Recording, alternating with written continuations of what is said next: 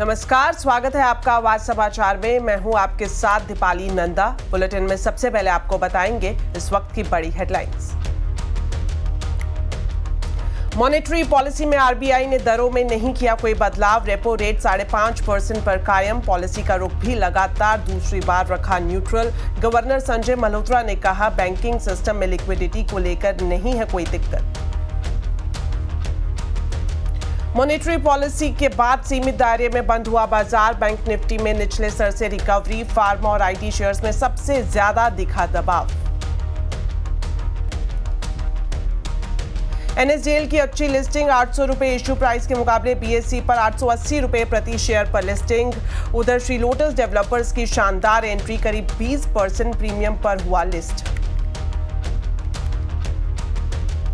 Donald Trump Bharat के ऊपर भारी भरकम टैरिफ का आज कर सकते हैं ऐलान, लेकिन 100% टैरिफ से किया इनकार। बोले, मैंने कभी प्रतिशत नहीं कहा, काफी कड़ा कदम उठाने की कही बात।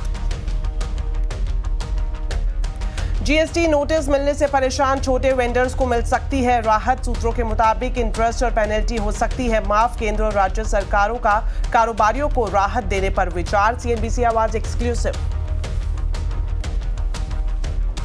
उत्तराखंड के धराली में बादल फटने से लोगों की मौत, कई लापता। रेस्क्यू ऑपरेशन जारी। आपदा प्रभावित इलाकों के दौरे पर सीएम पुष्कर धामी।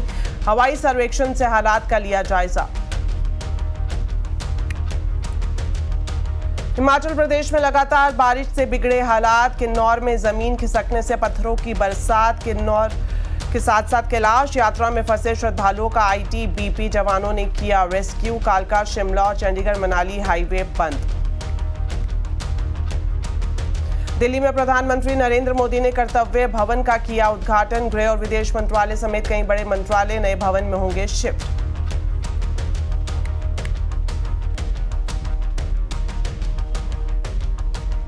बुलेटिन की शुरुआत करेंगे आरबीआई की मॉनेटरी पॉलिसी के साथ। आरबीआई ने मॉनेटरी पॉलिसी में दरों में किसी भी तरह का कोई बदलाव नहीं किया है। रेपो रेट 5.5% पर कायम रखी है। पिछली मॉनेटरी पॉलिसी में रेपो रेट में 50 बेसिस पॉइंट की कटौती की गई थी। आरबीआई गवर्नर संजय मल्होत्रा ने कहा कि महंगाई दर अनुमान से कम बनी हुई है और टैरिफ को लेकर अनिश्चितता अभी भी बनी हुई है। उन्होंने ये भी कहा कि अभी तक रेपो रेट में 1% कटौती का इकोनॉमी पर पूरा असर दिखना बाकी है। The uncertainties of tariffs are still evolving. Monetary policy transmission is continuing. The impact of the 100 basis points rate cut since February 2025 on the broader economy is still unfolding. On balance, therefore, the current macroeconomic conditions, outlook, and the uncertainties call for continuation of the policy repo rate of 5.5% and wait for further transmission of the front-loaded rate cut to the credit markets and to the broader economy. तो RBI की monetary policy पर क्रिसिल के senior director और chief economist GK Joshi का कहना है कि अक्टूबर में पॉलिसी में रेट कट की उम्मीद है। हमारा मानना तो ये था कि शायद आरबीआई इस पॉलिसी में रेट काटेगा, बट गवर्नर ने और मॉनेटरी पॉलिसी कमेटी ने डिसाइड किया कि वो अभी इंतजार करेंगे। और उसमें खासकर उन्होंने ये हाईलाइट किया है कि जो महंगाई की दर जो बहुत तेजी से नीचे आई है, ये बड़ी वॉलेटाइल फैक्टर्स के कारण है। तो इसका मतलब ये भी है कि ये इसमें इसके प्रोजेक्शन में, फूड इन्फ्लेशन के प्रोजेक्शन में हमेशा रिस्क रहता है। तो उसके लिए एक तो वो कारण है। दूसरा ये है कि ग्रोथ अभी भी वो मतलब रीजनेबली रोबस्ट मान रहे हैं, तो ग्रोथ में कोई ज्यादा डाउनसाइड रिस्क उनकी प्रोजेक्शन में नहीं नजर आ रहा। तो इस वजह से उन्होंने एक तरह से इंतजार करने का फैसला किया।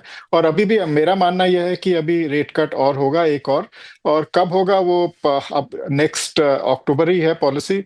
उस समय तक शायद फेड क्या करता है ये भी पता चल जाएगा। साथ ही सीएसबी बैंक के ट्रेजरी हेड आलोक सिंह ने कहा कि ग्लोबल डिमांड में सुस्ती है, जिसकी वजह से आगे रेट कट की उम्मीद है।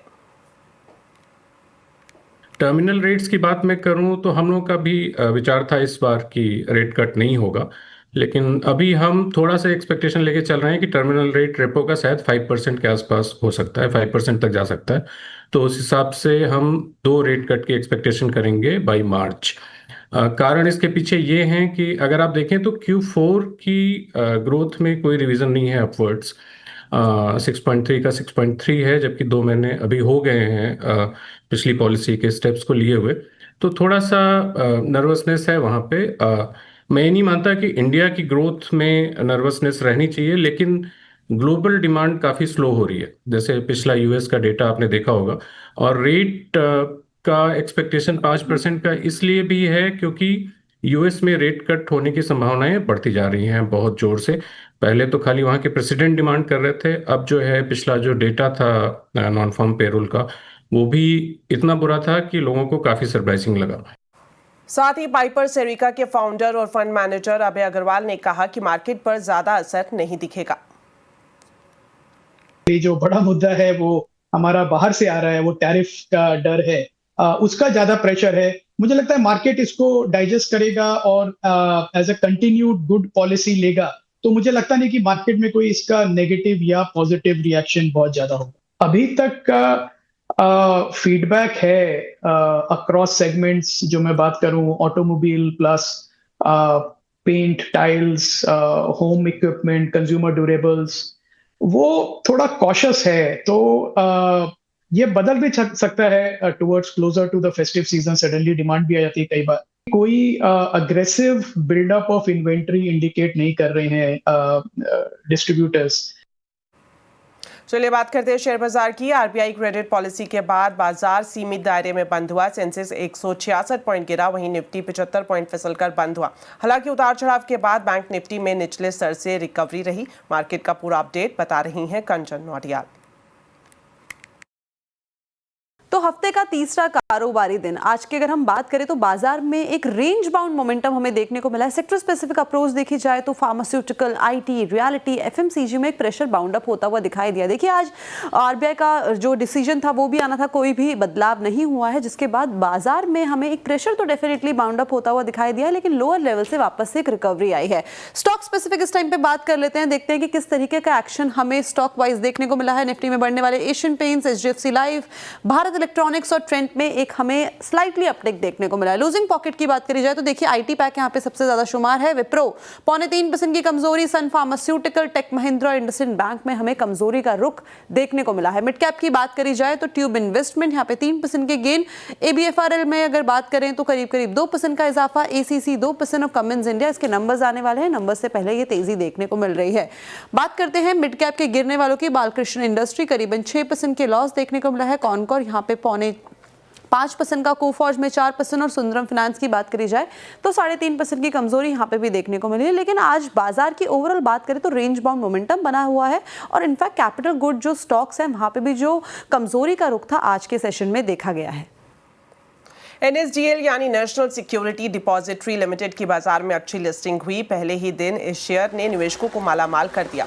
इशू प्राइस 800 रुपये प्रति शेयर था। बीएसई पर इसकी 880 रुपये प्रति शेयर की एंट्री हुई, यानी आईपीओ निवेशकों को 10% का लिस्टिंग गेन मिला। लिस्टिंग के बाद शेयर और भी ऊपर चढ़ा। एनएसडीएल भारत का पहला और सबसे बड़ा सिक्योरिटी डिपॉजिटरी है। तो लिस्टिंग के बाद एनएसडीएल के एमडी एंड सीईओ विजय चांडोक ने सीएनबीसी आवाज से खास बातचीत की और एनएसडीएल के आगे के ग्रोथ प्लान के बारे में बताया। जैसे लिस्टिंग हुई है, हम इस लिस्टिंग से एक इम्पॉर्टेंट रेगुलेटरी एक्सपेक्टेशन को हमने अचीव किया है एक सीमित समय के अंदर। और हमारा हमेशा फोकस रहा है कि भाई हम इन्वेस्टर के लिए कुछ कर पाएँ, उनके लिए डिजिटल सर्विसेज जैसे हमने बहुत साल पहले एक विजन ऑफ नेशन बिल्डिंग के तौर से लेके आए, उसी पे हमको एक नया प्लेटफॉर्म मिल गया है और रीडेडिकेट करने के लिए कि भाई रेगुलेटरी मैंडेट आगे ले जाएं और आगे इन्वेस्टर एजुकेशन पे, इन्वेस्टर कन्वीनियंस पे, इन्वेस्टर ट्रस्ट पे ये प्रोडक्ट्स को दें। और जो मार्केट में आपने देखा है वो इन्वेस्टर का ट्रस्ट ही है। वहीं लोटस डेवलपर्स की शेयर बाजार में दमदार लिस्टिंग हुई। आईपीओ का इशू प्राइस 150 रुपये था। बीएसई पर इसकी 179 रुपये और एनएससी पर 178 रुपये पर एंट्री हुई है, यानी आईपीओ निवेशकों को 19% का लिस्टिंग गेन मिला। लोटस डेवलपर के आईपीओ को भी निवेशकों का शानदार रिस्पॉन्स मिला था।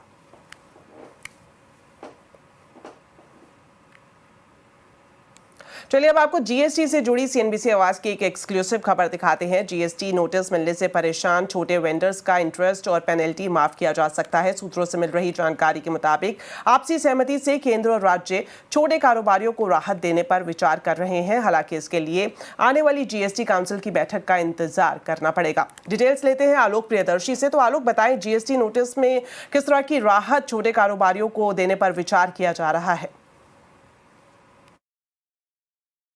बिल्कुल, देखिए, बिना जीएसटी रजिस्ट्रेशन के एक तय सीमा से ज्यादा कारोबार करने की वजह से जीएसटी के नोटिस, इंटरेस्ट और पेनल्टी झेल रहे छोटे कारोबारियों के लिए राहत की खबर है।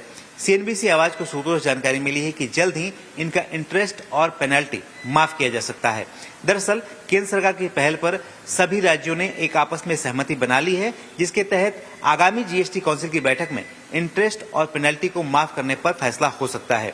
दरअसल आपको याद होगा कि पिछले दिनों तमाम राज्यों में, खासतौर से कर्नाटक, आंध्र प्रदेश, गुजरात जैसे राज्यों में छोटे कारोबारियों के बड़े पैमाने पर जीएसटी विभाग ने नोटिस भेजे थे। दरअसल यूपीआई के जरिए एक तय सीमा से ज्यादा कारोबार करने की वजह से ये सभी कारोबारी जीएसटी की नजर में आ गए थे, जिसके बाद उनके ऊपर कई हजार जीएसटी नोटिस चले गए थे, जिसके बाद इन सभी कारोबारियों ने यूपीआई से ट्रांजैक्शन करना बंद कर दिया था। लिहाजा अब सरकार इनके इंटरेस्ट और पेनल्टी को माफ करने की तैयारी कर रही है। इसके लिए जीएसटी काउंसिल में प्रस्ताव लाया जा सकता है। शुक्रिया आलोक इस पूरी जानकारी के लिए। तो टैरिफ को लेकर अमेरिकी राष्ट्रपति डोनाल्ड ट्रंप की धमकियां बढ़ती ही जा रही है। डोनाल्ड ट्रंप भारत पर नए भारी टैरिफ लगाने का ऐलान कर चुके हैं। वो आज शाम इसका ऐलान कर सकते हैं। इस बीच कल व्हाइट हाउस में आयोजित एक प्रेस कॉन्फ्रेंस के दौरान वो अपने बयान से ही मुकरते हुए दिखे। उन्होंने चीन समेत रूसी ऊर्जा खरीदने वाले देशों पर 100% टैरिफ बढ़ाने के सवाल पर कहा कि मैंने कभी प्रतिशत नहीं कहा, लेकिन हम इस पर काफी कड़ा कदम उठाएंगे। देखते हैं आने वाले समय में क्या होता है। कल हमारी रूस के साथ बैठक है, ये भी कहा डोनाल्ड ट्रंप ने। On your threat to impose 100% tariffs on all countries that purchase Russian energy, including China. Well, I never said a percentage, but we'll be doing quite a bit of that. We'll see what happens over the next fairly short period of time, but we'll see what happens. Yep. You know, they have a meeting tomorrow. We have a meeting with Russia tomorrow. We're going to see what happens. We'll make that determination at that time. साथ ही आपको बता दें, Donald Trump ने विदेश मंत्रालय के उस बयान पर भी प्रतिक्रिया दी जिसमें कहा गया था कि अमेरिका और यूरोप ने रूस से तेल आयात को लेकर भारत को निशाना बनाया है, जबकि खुद अमेरिका रूस से यूरेनियम, हेक्साफ्लोराइड, पैलेडियम, फर्टिलाइजर और केमिकल का आयात जारी रखे हुए हैं। जब ट्रंप से इस बारे में सवाल पूछा गया तो ट्रंप ने कहा कि मुझे इसके बारे में कोई भी जानकारी नहीं है, मैं इसकी जांच करूंगा। India says that the US imports Russian uranium, chemicals, fertilizers, while criticizing their energy imports. Your response to that, sir? I don't know anything about it. I'd have to check, but we'll get back to you on that. Yeah, please. वहीं आपको बताएं, Brazil के राष्ट्रपति लूला दा सिल्वा ने Donald Trump के लिए एक ऐसी बात कही जिससे अमेरिकी राष्ट्रपति को मिर्ची लग सकती है। लूला ने कहा कि टैरिफ के मुद्दे को सुलझाने के लिए ट्रंप से बात करने में उन्हें कोई दिलचस्पी नहीं है। इसकी बजाय वो भारत के प्रधानमंत्री नरेंद्र मोदी को कॉल कर लेंगे, चीन के राष्ट्रपति शी जिनपिंग को कॉल कर लेंगे, लेकिन वो ट्रंप को कॉल नहीं करेंगे। आपको बता दें कि ट्रंप ने ब्राजील पर 50% का भारी भरकम टैरिफ लगाया है। लूला ने ट्रंप के इस कदम को दोनों देशों के रिश्तों का सबसे अफसोसजनक दिन बताया। चलिए बढ़ते हैं आगे और आपको बता दें, देश में रेल कार्गो लगातार बढ़ रहा है। नए रेल कॉरिडोर इसे और भी गति देंगे और अब स्वदेशी कंटेनर इंडस्ट्री से लेकर मेक इन इंडिया को नई रफ्तार मिलेगी। देखिए अहमदाबाद से केतन जोशी की ये स्पेशल रिपोर्ट। गुजरात से अब कोलकाता तक 2 गुड्स रेल लाइन शुरू हो रही है। कांडला के पास 4500 करोड़ की लागत से नया रेल कंटेनर टर्मिनल भी बन रहा है। गुजरात से कोलकाता तक अब ग्रेन, केमिकल्स, टाइल्स, खाद्य तेल, स्टील और अन्य गुड्स आसानी से भेजे जा सकेंगे। ये पश्चिमी और पूर्वी भारत की बिजनेस डिमांड को पूरी करेगी और मेक इन इंडिया कंटेनर्स की डिमांड भी बढ़ाएगी। अब तक चीन के कंटेनर्स ज़्यादा इस्तेमाल होते थे, वो भी ज़्यादातर एक्सपोर्ट के लिए, लेकिन अब देश में बने बड़े बड़े कंटेनर से ढुलाई होगी। इसकी शुरुआत हो चुकी है। हमने गुजरात के 2 मेजर रीजन्स, एक भीमासर और दूसरा हजीरा, यहाँ से कोलकाता की सर्विस स्टार्ट की है। इस सर्विस में हम डोमेस्टिक कार्गो को कंटेनर्स के थ्रू कनेक्ट करेंगे। भीमासर और हजीरा से हम 2 सर्विसेज के साथ मंथली स्टार्ट कर रहे हैं, बट हमें उम्मीद है कि कस्टमर्स के सपोर्ट के साथ इसको वीकली बनाया जाए। इसमें मल्टीपल तरह का कार्गो ट्रांसपोर्ट होगा। भारत में अभी रेल कार्गो से सिर्फ 27% माल की ढुलाई होती है। 2030 तक देश में इसे डबल कर रेल कार्गो से 3000 मिलियन टन माल ढुलाई का लक्ष्य रखा गया है। रोड के बदले रेल से परिवहन सस्ता और पर्यावरण के लिए अच्छा होता है, इसलिए इंडस्ट्री भी इसमें दिलचस्पी ले रही है। अगर ट्रेन से जाए तो इकोनॉमी को बहुत बड़ी बढ़ोतरी मिल सकती है, क्योंकि टाइम पर जाए, सेफली माल पहुंचे और बिजनेस ट्रांजैक्शंस भी जल्दी से रोटेट हो सके। हम फिकी के माध्यम से मिशन गति शक्ति को भी बहुत हम इम्पोर्टेंस दे रहे हैं और हम इनका भी बहुत प्रमोट कर रहे हैं। लंबी दूरी तक माल की ढुलाई में इंडस्ट्री कम लागत का फायदा उठा सके, इसके लिए अब कंटेनर्स शेयरिंग का भी विकल्प है। मिशन गति शक्ति को बल देने के लिए रेलवे के जरिए ही गुड्स की ट्रांसपोर्टेशन आवश्यक है। सिर्फ गुजरात ही नहीं, लेकिन भारत के हर राज्य से अगर इस तरह की गतिविधियां होगी, तभी जाकर हम 2031 में अपना टारगेट अचीव कर पाएंगे। केतन जोशी, साणंद। प्रधानमंत्री नरेंद्र मोदी ने दिल्ली में कर्तव्य पथ पर कर्तव्य भवन 3 बिल्डिंग का उद्घाटन किया। ये 2019 में शुरू हुए सेंट्रल विस्टा प्रोजेक्ट का अहम हिस्सा है और कॉमन सेंट्रल सेक्रेटेरिएट की 10 में से पहली बिल्डिंग है। कर्तव्य भवन 3 में देश के अहम मंत्रालयों का दफ्तर होगा। कर्तव्य भवन 3 में गृह मंत्रालय और विदेश मंत्रालय का भी दफ्तर होगा। यह भवन काफी हाईटेक है, सुरक्षित है और आधुनिक सुविधाओं से